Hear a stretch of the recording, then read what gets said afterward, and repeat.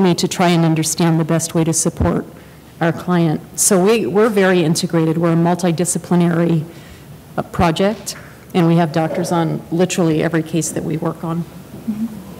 Yeah, at Freedom from Torture, I'm very lucky to work in a similar way in that we have legal advice in-house, and they filter the referrals that we get from external lawyers who are referring clients in for a medical legal report.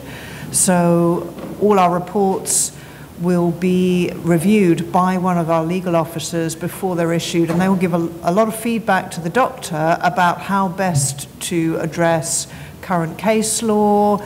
They will check that the doctor has considered discrepancies that may have been introduced between what's in the medical report that the person has talked about and what's in the witness statement, interview records, and so on, so that we can produce the best possible report, even with a doctor who's perhaps relatively new to the work.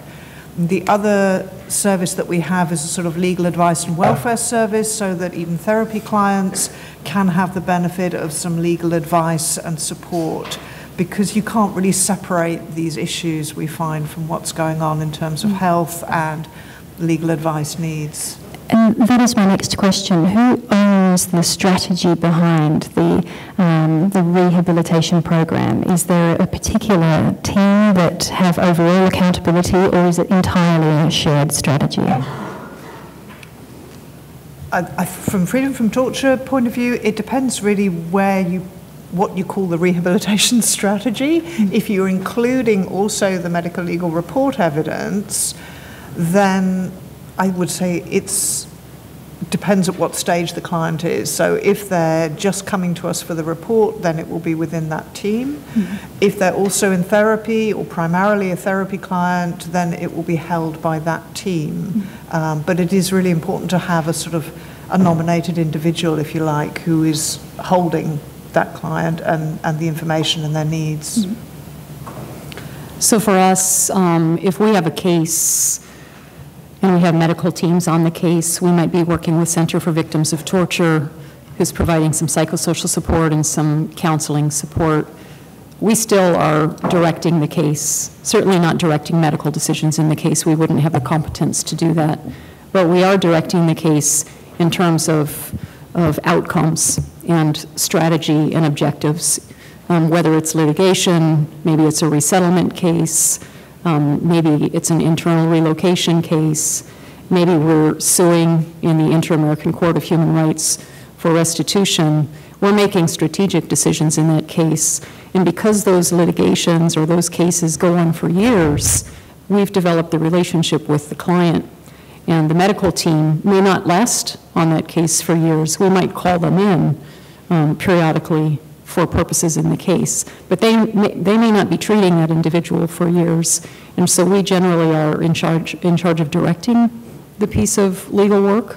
But as I talked about this morning, that's also very holistic. We may be providing shelter and accommodation and food and other kinds of support to that client as well.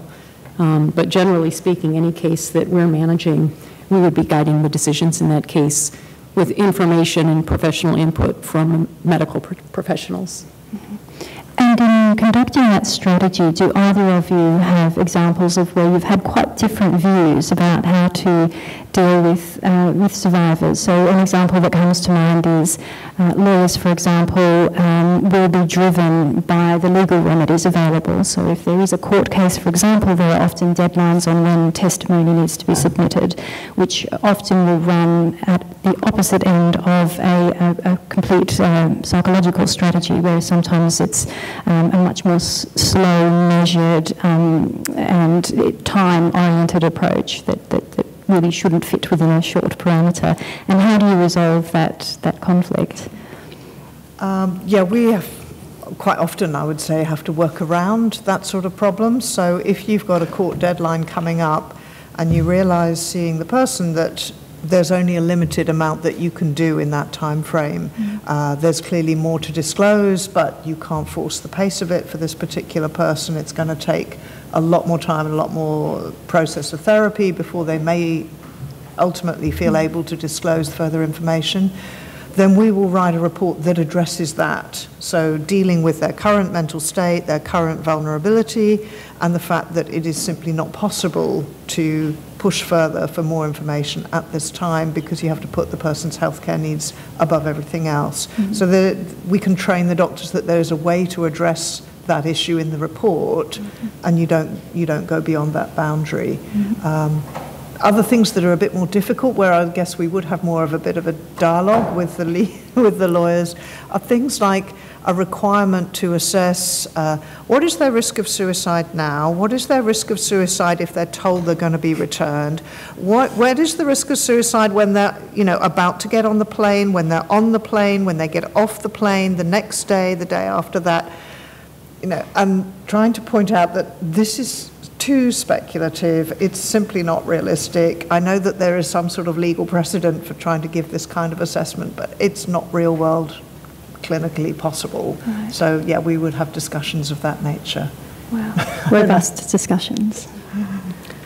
I would say two things in response to if we have a divergent interest with a medical doctor on our team. We have two things that always drive cases.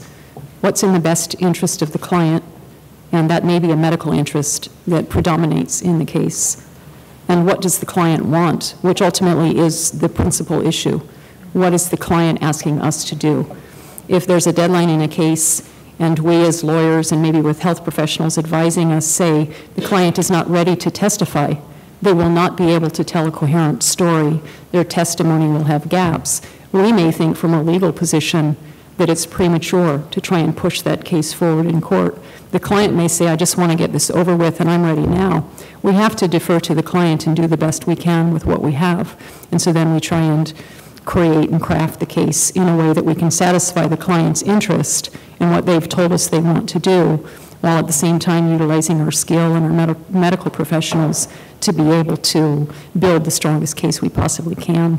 But I think sometimes what can happen, and certainly has happened with us, is we can sort of assume a protective or a hierarchical structure in cases where we think that we can tell clients what to do, and we really have to step back and remind ourselves that that's not the way the client relationship is supposed to work. Ultimately, the client is the driver of the vehicle, and we have to do everything we can to bring in resources to support that client in what they want to happen in their life. And I think that's critically important, because with victims of torture, what has happened is power has been taken away from them, control has been taken away from them, and they've been reduced to an object. And I think as professionals in both professions, what we have to be very careful about is to re-empower and always remind the client, you are in control. You're in control of every decision, every interview, every question that I ask, you have a right to say, I don't want to talk about that. And we really have to empower them to be in charge. Yeah, I have an example that a woman that I saw a number of times. She had a lot of difficulty in talking about what had happened to her to prepare the medical report. And she was also in therapy. And she finally got a date for her court hearing. And the therapist asked me to see her to see if she was able to give evidence, and we had a talk about it. And she said, I really, really want to give evidence. It's very, very important to me to be able to be in the court and tell the judge what happened. I want them to know from my voice.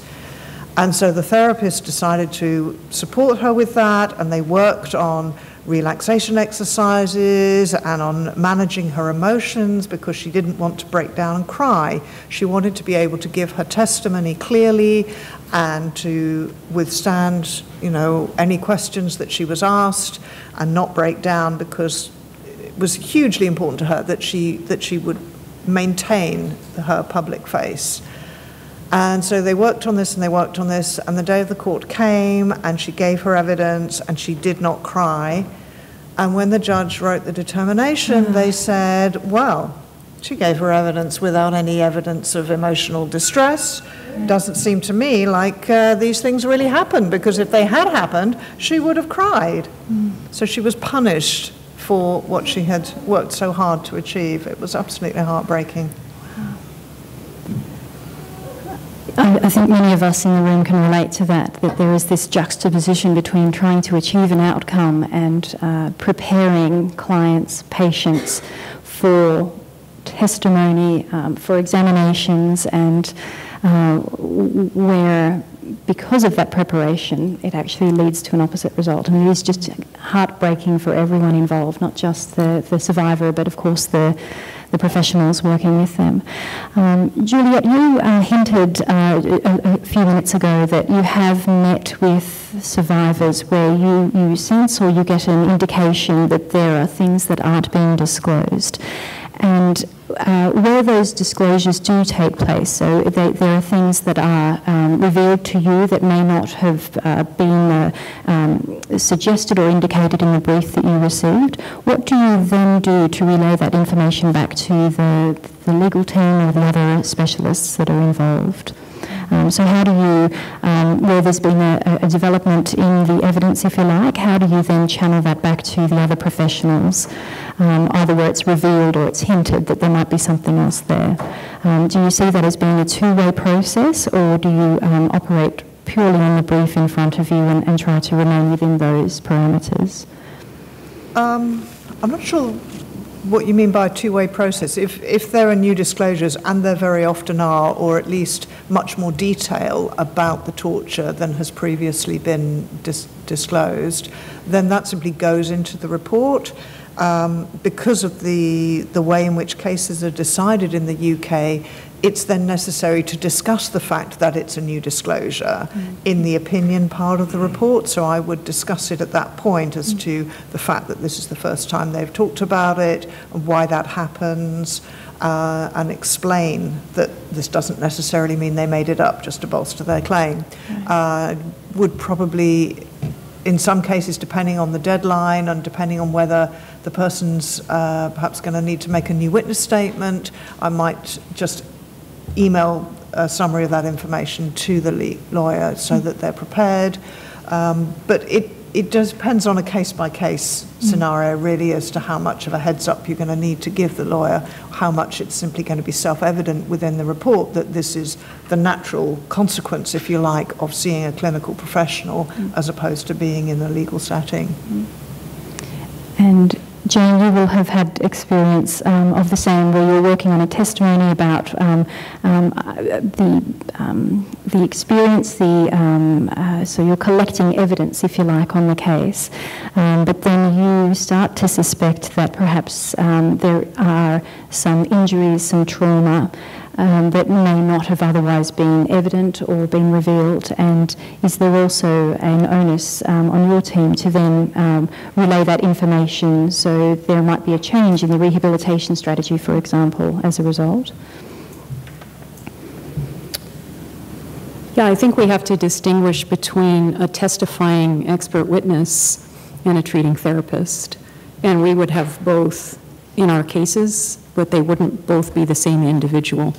So if we're going to do a forensic medical evaluation to corroborate testimony about torture, that would be a medical expert witness in our case. They would write a report, maybe they would testify in court, and that would be a very insulated process where that expert was developing forensic evidence for our case. We don't want our treating therapist to be testifying in court because we want our client to be able to have wide range to say anything to their treating therapist. And some of the things they say to their treating therapist might not be helpful to their legal case, but we do want them to be safe. We want them to have the depth and breadth and space to be able to be safe emotionally and psychologically, but we don't necessarily think that would be helpful to expose that relationship to litigation. So we have two different types of experts that we're working with. What generally happens in our cases, because we have such a complicated and holistic relationship with our clients, is clients will disclose things, I'll use myself as an example, to me, that I then have to think about what to do with that information. I'll give you a very specific example. We have a client who's a woman who had experienced sexual torture and was having very, very acute symptoms of PTSD. She developed symptoms of psychosis, and she started having hallucinations and delusions. She started hearing voices. And she would have these experiences where she didn't realize what she was doing, and she was harming her children. So one time she heated up a spoon on the stove, and she took the spoon and she burned her minor child. She disclosed that to me. As a non-medical professional, I don't have a legal duty to disclose that. A doctor would, a psychologist would, but I had an ethical duty to intervene in that case. So what do I do with that information? I have a balance, right? I have the client-trust relationship, and she's disclosed something to me that is highly confidential, and yet at the same time, obviously highly dangerous for the children in that household. And so really it required having a discussion with the mother, with the client, about safety, about the fact that she was having these mental health issues, that she wasn't doing it deliberately, that she wasn't a child abuser, that she wasn't a bad mother, but that she was having episodes that were outside of her control, and she needed additional support and resource so that she didn't harm her children. And so it really took a lot of dialogue with her for me to then be able to get added medical resources for her and support for her and for her children. I also had her permission to discuss it with the father of the children, to put him on alert that she could not be alone with the children because it was too risky. And so it really required sort of a whole family approach, and again, a holistic approach in terms of the treating therapist, medical professionals, child protection officers, and then thinking, okay, it's not just a legal case anymore, is it?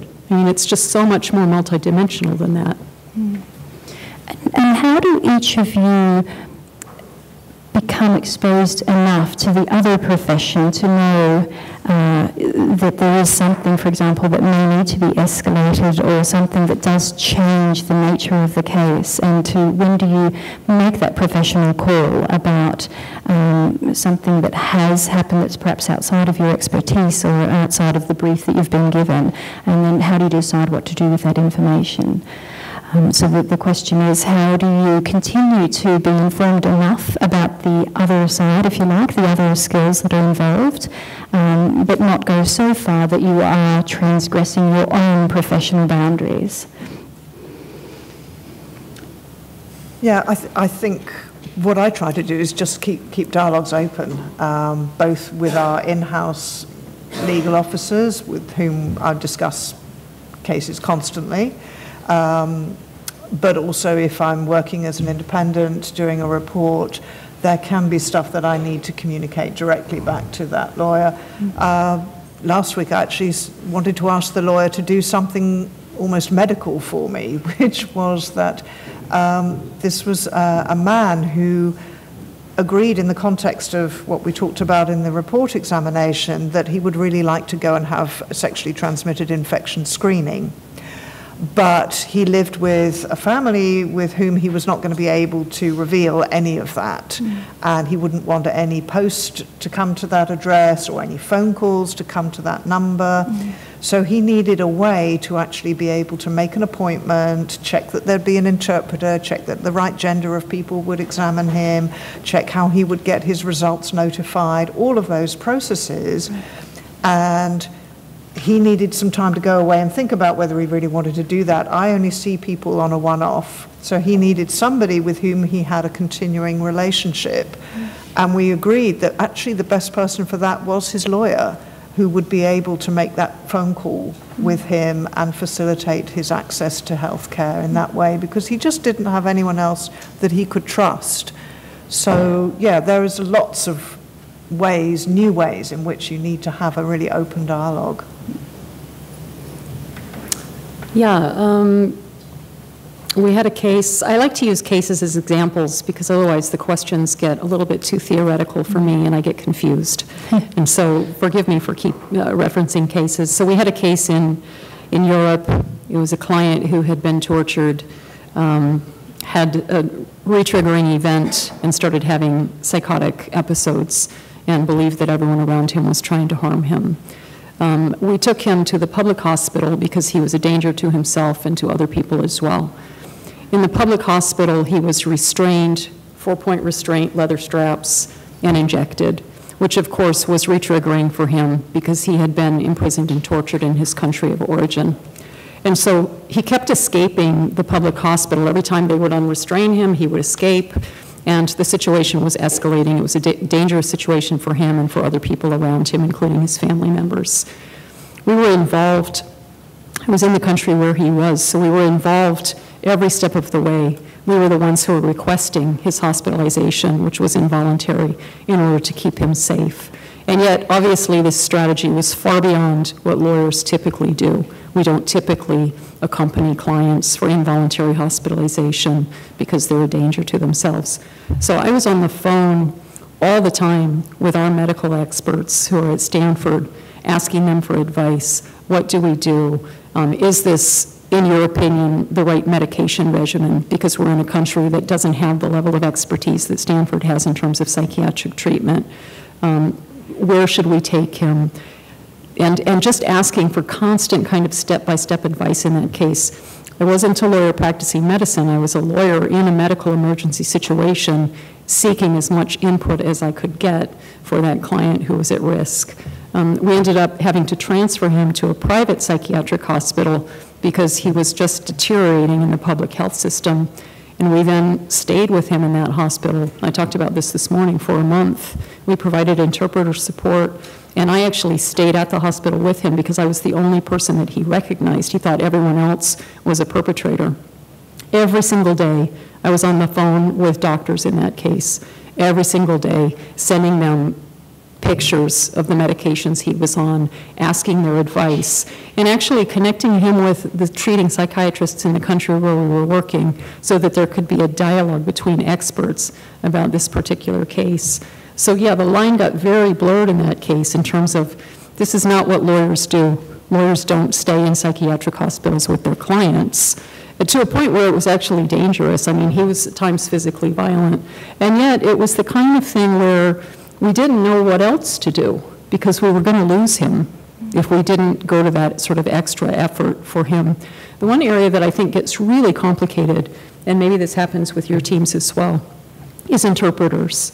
So our interpreters develop deep trust relationships with our clients. We use the same interpreters on our teams. We've had the same interpreters for years, and so we have consistency between the interpreter and the client. That relationship is much stronger than my relationship with a client because they're from the same culture, they speak the same language, they have the same cultural competency. I may not know the right questions to ask. The interpreter is supposed to be a conduit of language, but obviously the relationship is much more porous than that. So sometimes what will happen is a client will tell the interpreter something and say, but don't tell Jane. Well, obviously my interpreter is then in a difficult situation, right? Because suddenly she has the information and doesn't know what to do with it. We have lots of trainings and conversations about that to protect our interpreter, to protect the client, to maintain the relationship and the boundary around that interpreter-client relationship. That's where it sometimes can get very difficult. Mm.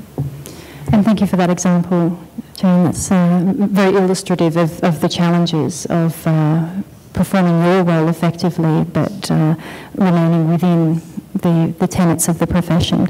But speaking of Don't Tell Jane, Juliet, I'm interested in your perspective on dealing with, for example, legal professionals, and where you observe that perhaps their interaction with the client, with the patient, is potentially re-traumatizing or exacerbating the risk, the idea of perhaps distancing them from recovery because of that intrusive process, or because of the bedside manner, for example, the approach that's taken with the patient. Do you ever have the opportunity to be able to provide feedback to the legal professionals that you're working with to be able to help them become more effective as they carry out their role? Yeah, I kind of wish I do, but I don't, because normally it's happened by the time I could be aware of it. They've already spent however much time with their client, prepared the witness statement, and then they refer the case to me, and there'll be a letter of instruction which will say, oh, we've spent so many hours preparing this witness statement because we had to keep breaking off because she was so distressed, and blah, blah, blah, and, it's taken me so much longer than I thought it would. And I'm immediately thinking, why did you persist? Why have you been doing this, putting yourself and the client through this very, very traumatizing process? Maybe you should have thought about this differently. But it's difficult at that point because it's already happened. And yeah, to what extent can I just write a private email back to them and say, do you know what, I think you made the wrong call there because I wasn't there. I don't really know what the situation was. So I would tend not to do that. But I think that there are too many situations where that has happened. And I think that the lawyers have done it out of the absolute best intentions. They have really wanted to do the best for their client. They have really wanted to uncover all of the information that might help their client's case. And so they've absolutely done it with the best intention. But there are other ways, and sometimes there may be safer ways to get the information, and you can just push too far. And I have the same thing training doctors as well, that some doctors will feel that, oh, well, now the buck stops with me, I've got to get it all, and they will push too far beyond where I would push someone to disclose, because you have to acknowledge that I don't think any torture survivor has ever told me everything that happened to them. They've always kept something back. I would. There's stuff that you just can't say. You say enough, you say just enough, and what is the just enough? You feel your way around that process to understand how much do I really have to say to make my case, to make them believe me, to give enough evidence. And so it's a difficult point. There is no clear line, but we all have to learn how to feel our way along that line of how much do you help someone to disclose and how much do you push them beyond what they really wanted to say. It's a very subtle thing. It's quite hard to train. I do remember one time, though, where it made a massive difference, where suddenly a door opened and all the real reason for why that person needed safety came out, and she had never, ever told anyone before. But I do feel that sometimes people will just lay out little clues, and if you follow the clues, then you can press the button and you go through that door, and if there's another clue, you can press the button and open another door. And the point is to respect when somebody says, no, that's enough, I can't talk about it anymore. And I do worry sometimes that people, out of the best intentions, will just push too far and too fast. Right. Yeah. And Jane, in your experience, where you are instructing a medical professional to obtain evidence in a case, so you'll write a letter of instruction or something like this to say, we're looking for this, this and this, we think this might be there, please tell us your thoughts on this, this and this.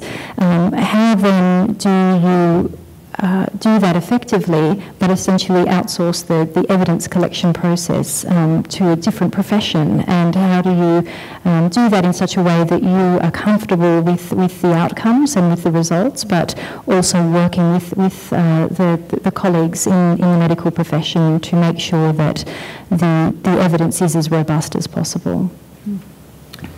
So by the time I'm at a point where I'm ready to have an expert write a report for a case, I generally know the contours of the case. I generally know the linear history of a case. I may not have sort of the granular level of a case in terms of the trauma or every incident of violence someone has experienced, but I generally have a skeleton view of the case.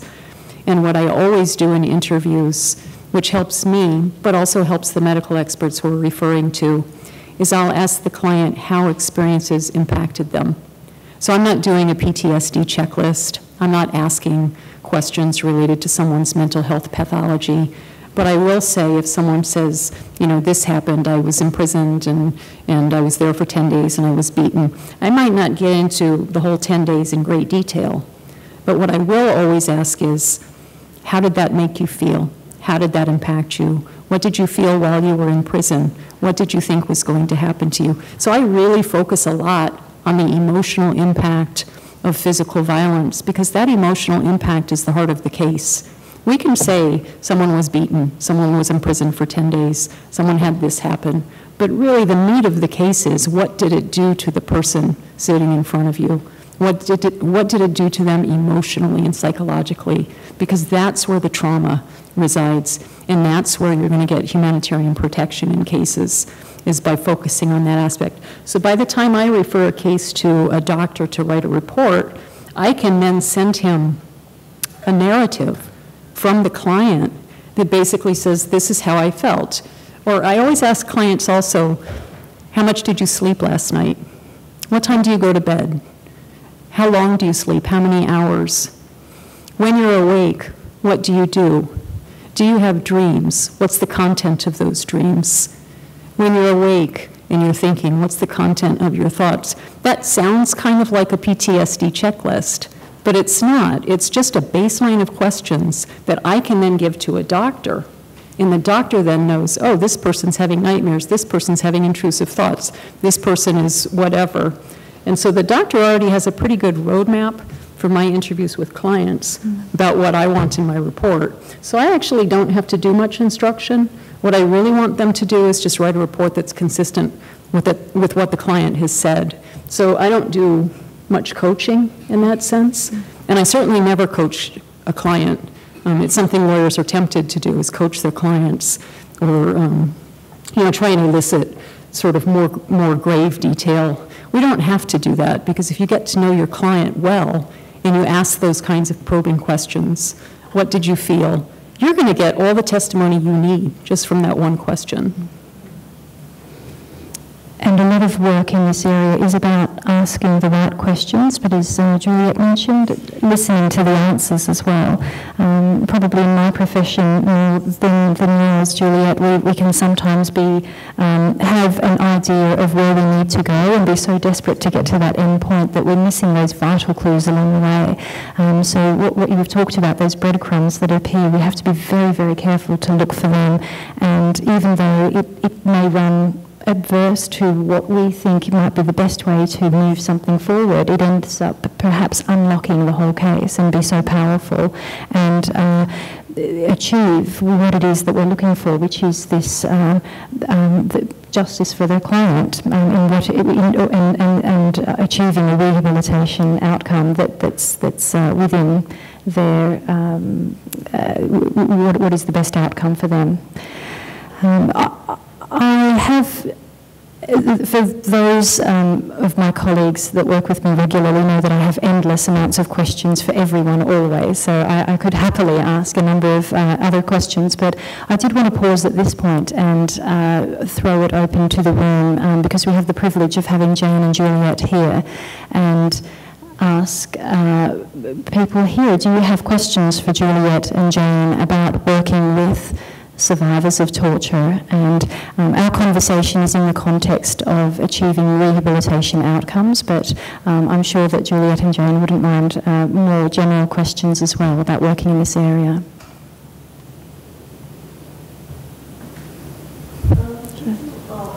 Coach Brian, encounter I would call claimant who has been in the country for some time, and whether the person has actually experienced torture, how do you elicit from the person the symptoms of what she would suffer, the consequential symptoms, to ensure that the person is telling the truth, that he or she has suffered torture. This has always been a question. I mean, we lawyers, we have to read up on our own to try to elicit. And often they say they cannot provide details. They often say they've forgotten. How do you assess in a situation like this? Yeah, this is what I do really with every case. The assessment of the possibility of fabrication of the physical or psychological evidence is a routine part of this kind of report writing, following the guidance of the Istanbul Protocol. But it's actually really the same as what any doctor does with every patient. So every patient that I would see as a general practice family doctor, I don't believe anything anybody tells me. You know, people tell me how much they smoke and how much they drink and how much they exercise. I don't believe anything you say. It's all a lie, you know. we double the amount you drink and we halve the amount of exercise you say you take. So this is a normal part of medical practice, is to assess what you're told in the light of the objective evidence and your expertise and experience. So it's a routine thing. It's just more specifically elaborated in a medical report for an Istanbul Protocol process. The difficulty only comes in terms of the boundary between where that process stops and the assessment of credibility, which is for the decision maker. And no one is really clear where that boundary lies. And we do have difficulty, particularly in the UK, about that. But the wording is very clear and has to be very specific. Yes, we assess the possibility of fabrication. That's routine, and you have to articulate that you've done it and what evidence you have on either side for that. The longer the interval since the torture, which I think was also part of your question, the more difficult that may be, but not necessarily. But it is part of the process of taking the full history, the background to the person, what they were like before torture, what the impact of the torture was upon them at the time, in the immediate aftermath and longer term, and then your examination findings, and you put it all together.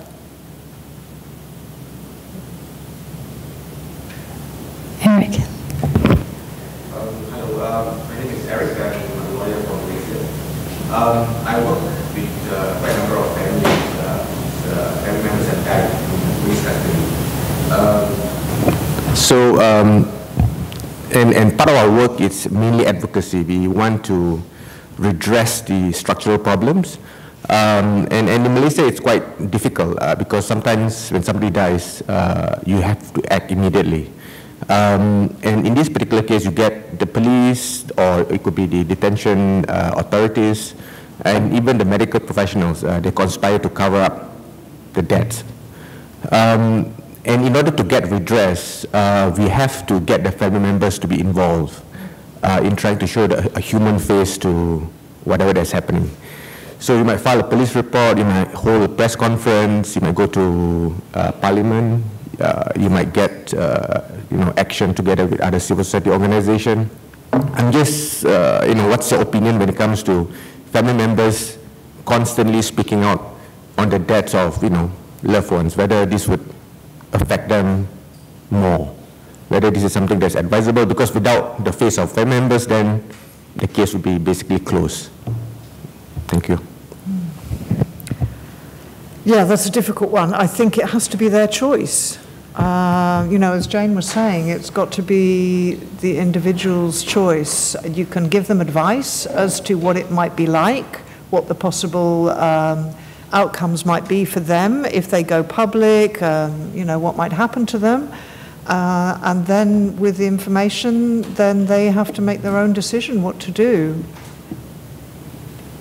If you want to add to that. Yeah, I would just, it's an issue for me of informed consent. I mean, you might be in a position as an advocate in Malaysia to be able to know what risks are posed for that family by going public like that, either from pressure from the authorities or from their own community.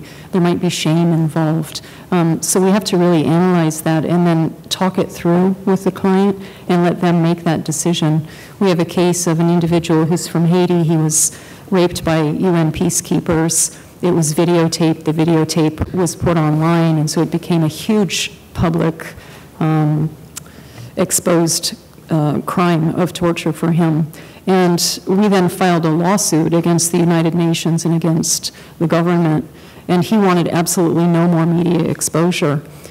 It didn't mean we couldn't file the case, but what it meant was we were limited in the parameters of that case. We could no longer put him in front of the media because it was detrimental to him. It was detrimental to his mental health and to his own safety and security. So we just had to kind of accommodate that in the case. But I always feel like, especially if media exposure is going to put someone at risk, we have a duty to advise our clients of that, even if media might ultimately lead us to the destination we want to go to in litigation.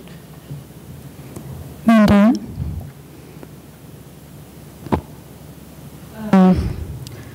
I just felt that how and why this holistic kind of aspects is needed in terms of addressing this issue. When Jen, when you were saying that, I think meat for the discussions or interview with your client is really what happened to that client, right? You just ask, how do you feel, whether you sleep, what are the dreams?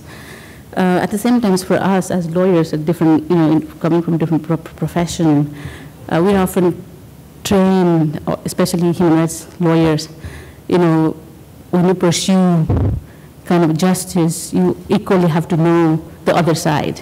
Who is your perpetrator? Especially torture happens in a sort of closed door where no other evidences exist.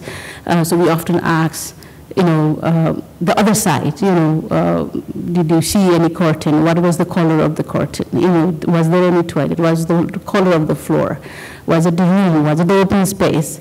I think without knowing the alleged perpetrator or perpetrator, only knowing what impacts it had on victims, we feel sometimes very, very helpless in terms of helping victims of torture, especially in the case of sexual abuse. And when Julia was saying that, whether they tell the truth, I think culturally sometimes it's very, very difficult. I have interviewed a lot of victims of sexual violence. What they tell us is that, oh yes, I was taken to that custody, this is what had happened. And some, they say that, and then I became unconscious, because they don't want to use the word rape, equivalent of that in Nepali, for example. They can't really say this. They cannot really use that terminology at all. So I think when we are operating in that kind of diverse cultural, social kind of context, it is really, I think, how the medical knowledge actually helps is very, very important, because we have jurisdictions where penetration is essential to establish rape, for example. And you have clients' testimony that would not support what actually happened, because they can't really use that word, they can't really explain beyond a certain point, right? So how do you deal with this kind of situation? That's a good question.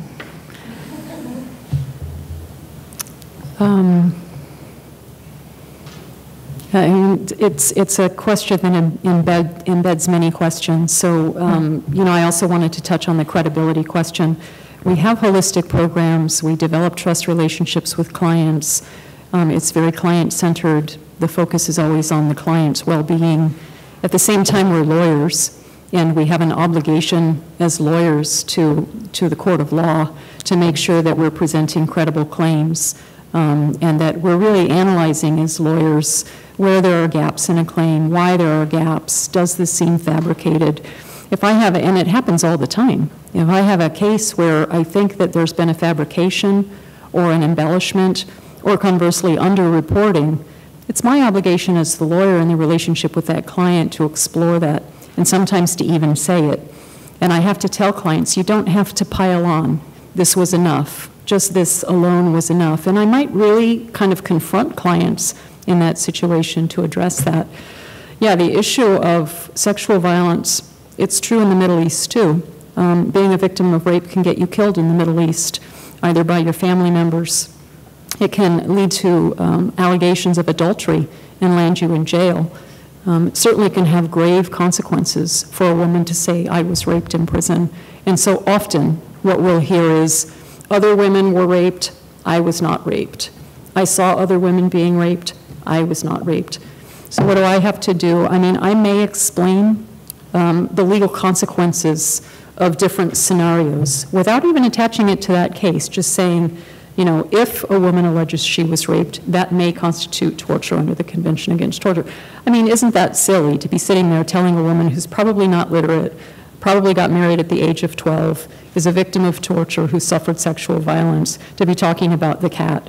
It has no relevance to her. What she's worried about is her physical safety. And so it's very difficult, right? And then the issue of penetration.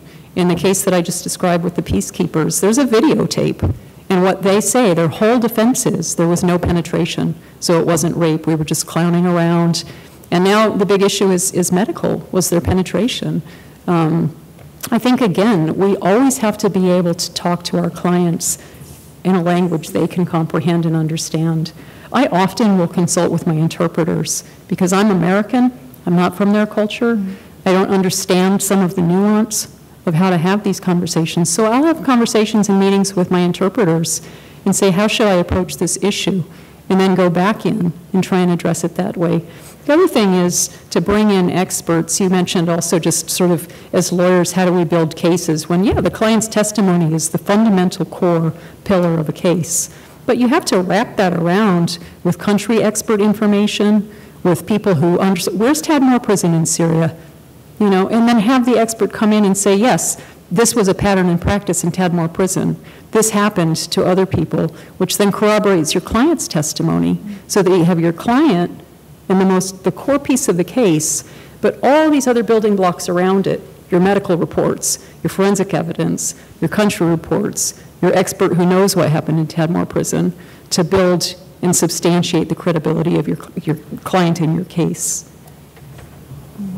Yeah, just a little bit more about the difficulties people have in describing, when you said they might stop and say, and then I was unconscious.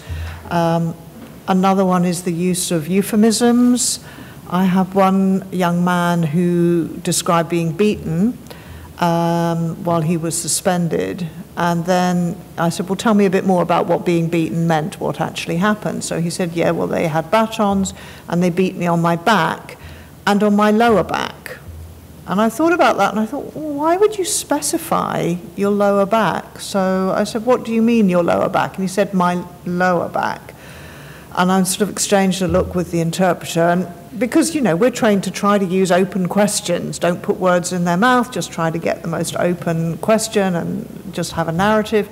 But this, you get to a point where you need to ask a closed question, and this was clearly that point. So I said, do you mean your bottom? He wanted to use that word in Arabic, and I said, and so he said, yes. And I said, so they beat you on your bottom or in your bottom? And then he said, I can't talk about this anymore. And that was the end of that. But I was able to write that up in a way that explains that, as far as my clinical opinion goes, what he meant was an anal assault with a baton, and his expression and the emotions and the way in which his eyes were watering and so on and so forth meant that actually a whole lot more had gone on, but he is simply unable to talk about it at this time. So you have to just work with what you have. You can only explore it so far sometimes. And quite frankly, her expert report that she just described, to me, is so much more powerful than him saying, right, you know, I had this happen to me. I mean, her words of why he couldn't say it, to me, is so much more powerful than his actually saying it. Great. Yes. My name is Yuan. I work in Hong Kong. I'm a lawyer. I think the last point about you, Jane, talking about how a powerful medical report can be really, really useful for lawyers' work. I think in some jurisdictions, lawyers are just not having the luxury of having very experienced medical experts to work with.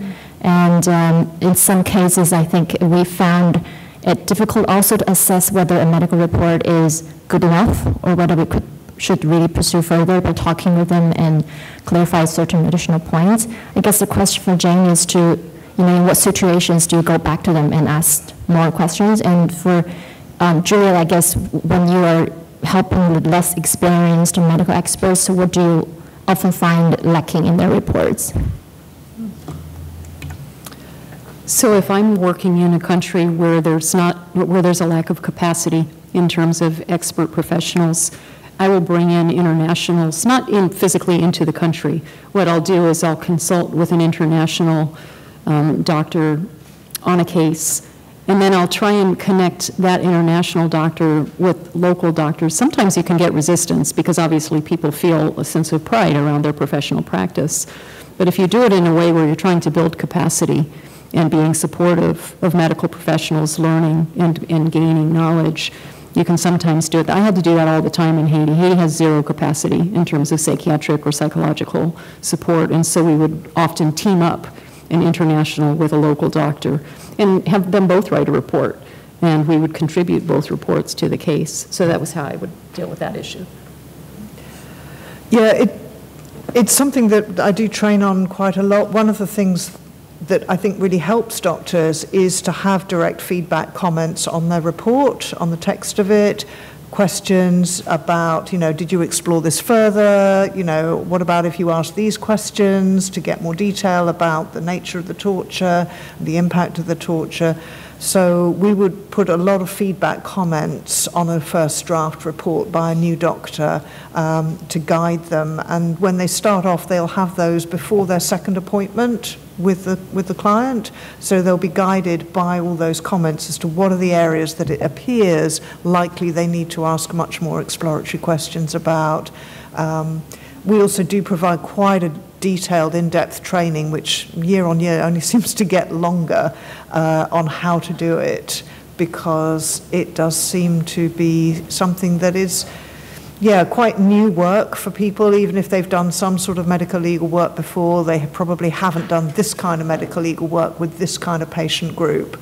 So they do need a lot of training, and I think they really need ongoing support. So even if I was training external people, I would suggest a program of they submit draft reports and you get to comment on them. Particularly helpful if you've seen what the witness statement says, because that would throw up a lot of clues for me as to areas that I would talk about with the patient. And if the report looks thin on those areas, then I would definitely suggest to the doctor, you need to go back, because I'm sure there's more to get from that part. Alan. Hi, my name's Alan from Justice Center Hong Kong. I'll have to credit Isaac for this question. He's not in the room right now, but what do you both think about the issue of evidence inflation? The idea essentially that someone has, I say, the luxury or the privilege of having support from someone who can produce a medical expert report for them. Does that then create, I guess, an expectation from decision makers that everyone should have an expert report? And do you think expert reports should be the norm? And if so, should the state be under an obligation to provide them as part of the protection process? And if not, then actually should we be thinking more seriously about when we need reports to avoid creating this expectation? Because I think we have to think about also the vast majority of people who don't have the luxury of having proper representation through these processes.